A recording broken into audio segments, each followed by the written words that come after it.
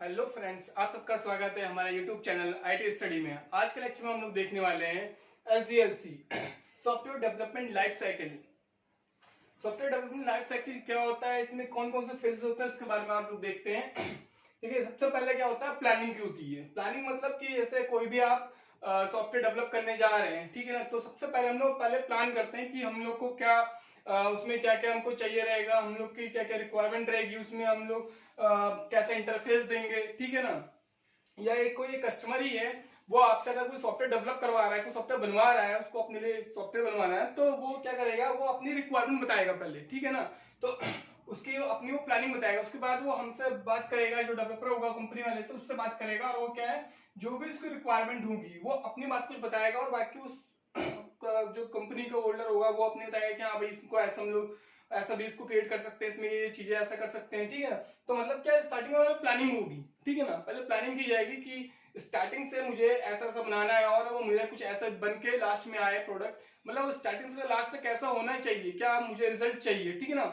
उसकी जो पूरी प्लानिंग है वो प्लानिंग वाले फेज में स्टार्टिंग में आएगी, ठीक है ना। ये आपका इनिशियल फेज होगा, आप खाली अभी यहाँ पे थिंकिंग कर रहे हो, आप सोच रहे हो कि मुझे ऐसा चाहिए प्रोडक्ट कोई भी प्रोडक्ट या फिर कोई सॉफ्टवेयर, ठीक है ना।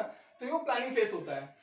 अब प्लानिंग आपने कर ली, आपने दे दिया कि हाँ भाई मुझे ऐसा बना के देना है, ठीक है ना। जो कंपनी है, जो सॉफ्टवेयर बनाई, जो डेवलपर है, उसको आपने बता दिया, तो वो प्लानिंग फेज हो गया। अब क्या है, सॉफ्टवेयर डेवलपर है, जो कंपनी होल्डर है, वो क्या कर रहा है, अब वो रिक्वायरमेंट एनालिसिस कर रहा है, मतलब उस पर एनालिसिस, जो प्लानिंग आपने बताई, जो आपने अपने रिक्वायरमेंट बताई, अब उस पर एनालिसिस की जा रही है, ठीक है ना। कि मुझे अब क्या क्या चीज चाहिए, मुझे कितने बंदे इसमें लगेंगे, काम करवाना है मुझे, ठीक है ना। एक प्रोजेक्ट मिला है मुझे, इसमें बड़ा प्रोजेक्ट है तो मुझे इसमें ज्यादा लोग चाहिए, ज्यादा एम्प्लॉय चाहिए इस काम करवाने के लिए। छोटा प्रोजेक्ट है तो मैं 2 लोग से काम करवा लूंगा, मतलब वो उस पर एनालिसिस करना शुरू करेगा, ठीक है ना।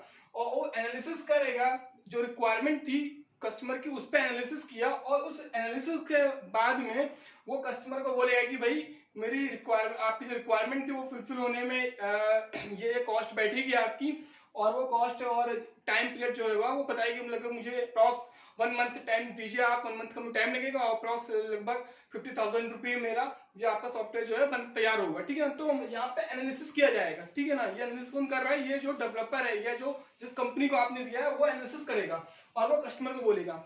उसके बाद कस्टमर बात करेगा, ठीक है, कि हाँ भाई ठीक है, जो भी उसमें वेरिएशन करना है, जो भी कुछ चेंजेस अगर करना है, ठीक है ना, कि टाइम पीरियड या फिर जो अमाउंट जो आप लग रहा है, वो उसमें जो भी कुछ करना होगा वो बात होगी। उसके बाद क्या होता है, उसका एक कहा जाए कि जो फाइनल होगा, तो कंपनी क्या करेगी, या जो डेवलपर होगा वो क्या करेगा कि एक मुझे भाई एक रिटर्न चाहिए, ठीक है ना।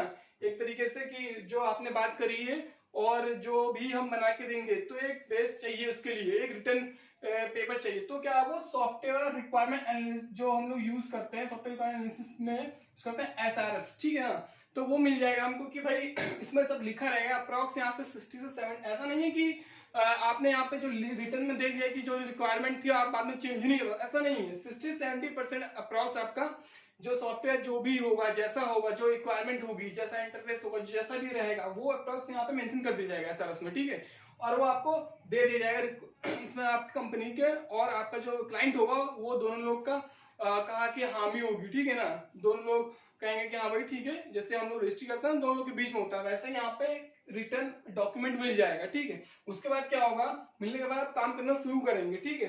तो होगा डिजाइनिंग फेज में आएगा। डिजाइनिंग फेज में क्या है कि यहाँ पे हम लोग सबसे पहले जो भी रिक्वायरमेंट जैसा थी, हमने हर बंदे को बैठा दिया कि भाई मुझे प्रोजेक्ट मिला है, अब हमने पार्टीशन कर दिया कि भाई ये मॉड्यूल तुम पकड़ लो, ये मॉड्यूल तुम पकड़ लो। तो सबसे पहले क्या डिजाइनिंग की जाएगी, इससे हम लोग डीएफडी बनाएंगे, यहाँ पे डेटा फ्लो डायग्राम बनाया जाएगा यहाँ पे, ठीक है ना। या जैसे हम लोग डीबीएमएस में पढ़ते हैं, वहाँ ईआर डायग्राम बनाया जाता है। तो डायग्राम क्या है, मतलब कि एक तरीके से जो बनाना है हमको कोई प्रोजेक्ट, ठीक है ना, तो उसका एक फ्लो डायग्राम, एक ग्राफिकल जो डायग्राम बनाया जाता है, उसको हम लोग बोलते हैं, जैसे इसमें आपका डीएफडी, ठीक है ना, डेटा फ्लो डायग्राम। कैसे कैसे आपका जो प्रोजेक्ट होगा, जो आपका जो सॉफ्टवेयर है वो कैसे वर्क करेगा, ठीक है ना, कहाँ पे इनपुट कैसे लिया जाएगा, उसके बाद वो कैसा प्रोसेस होगा, या उनका इंटरफेस कैसे जाएगा, ठीक है ना, कैसे लॉगिन करवाया जाएगा।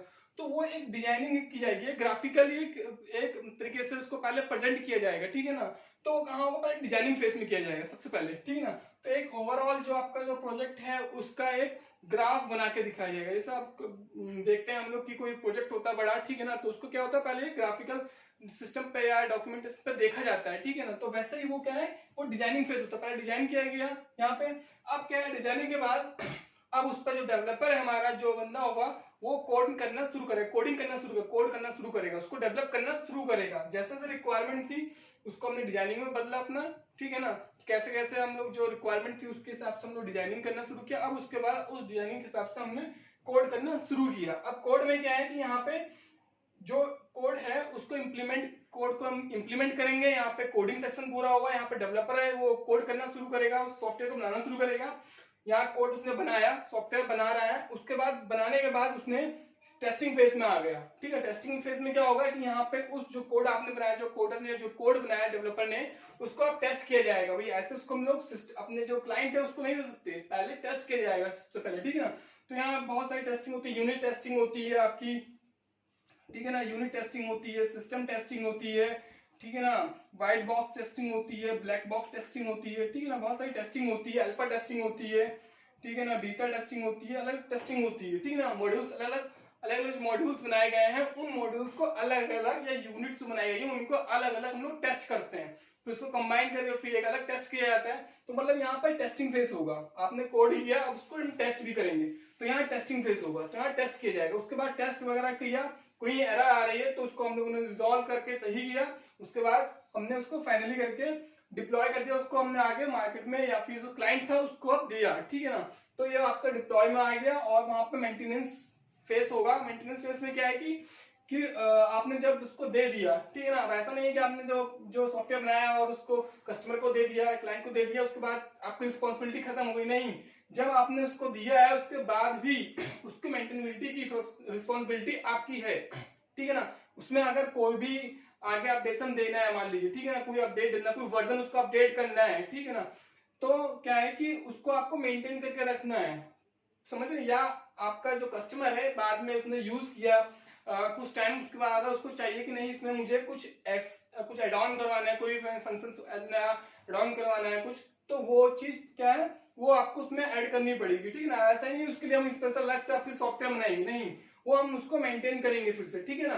तो क्या है, तो ये जो क्या है प्रोसेस जो है हमारा एक, भाई सॉफ्टवेयर इंजीनियरिंग में क्या करते हैं हम लोग, एक सिस्टमेटिक वे में कोई भी सॉफ्टवेयर अगर डेवलप करना है, सॉफ्टवेयर को डेवलप करना है, तो एक सिस्टमेटिक वे पे को फॉलो करते हैं, एक जो प्रोसेस है, ठीक है ना, one by one, step by step उसको फॉलो करते हैं। तो क्या है जो हमारा जो सॉफ्टवेयर डेवलपमेंट लाइफ साइकिल है ना, वो यही चीज है कि आपको कोई अगर सॉफ्टवेयर डेवलप करना है तो उसका जो साइकिल होगा, एक प्रोसेस होगा, ठीक है ना, वो क्या है, वो ये फेजेस होंगे, ये इस तरीके से आप क्या कहते हैं सॉफ्टवेयर को डेवलप करेंगे, ठीक है। तो जो SDLC है इसमें ये फेजेस चलते हैं, ठीक है। आज के लिए बस इसमें इतना ही, बाकी आगे हम लोग SRS क्या होता है और इसमें कौन कौन से मॉडल्स यूज किए जाते हैं, ठीक है ना। सॉफ्टवेयर डेवलप करने के लिए हम लोग अलग अलग तरीके के मॉडल्स यूज करते हैं, वो मॉडल्स कौन से होते हैं उसको हम लोग अपने नेक्स्ट लेक्चर में पढ़ेंगे। आज के लिए बस इतना ही, थैंक यू।